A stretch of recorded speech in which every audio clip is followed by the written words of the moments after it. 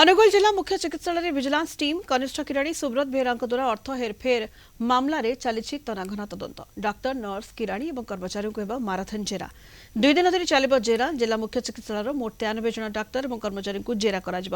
आज 49 जन कर्मचारी को पचराउचरा कर विजिलेंस कर्मचारी मध्य अच्छा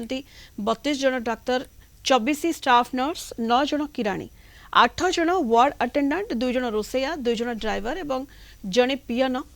सुब्रत द्वारा अर्थ तोषाप्राप्त शिकार होती मध्य 26 जन अवसर नहीं सारी बेले 5 जन मृत्यु हो सारी अर्थ हेरफेर अभियोग गत फेब्रुआरी मासरे सुब्रत को गिरफ्त करथिला विजिलेंस 2 कोटी 38 लाख टंका हेरफेर होइतिबा अभियोग होइतिला।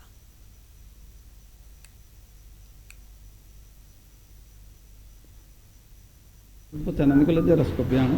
मोर 1600 नहीं नथले मो अकाउंट को आस्तला ये जो आम अकाउंटेंट थे सुब्रत बेहरा नहीं से सुनता आम जान नथलो एबे जाना पड़ला जे अधिका पैसा तुम दरमगा आस्तला कौन से पैसा जो एपट सब होईची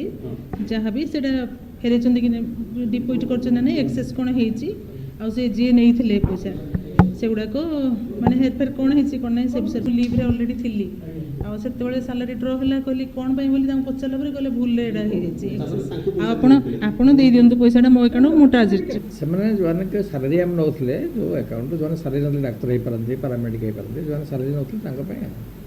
अकाउंट अधिका समय जाइला केतबेले से अनेक जगह फेरी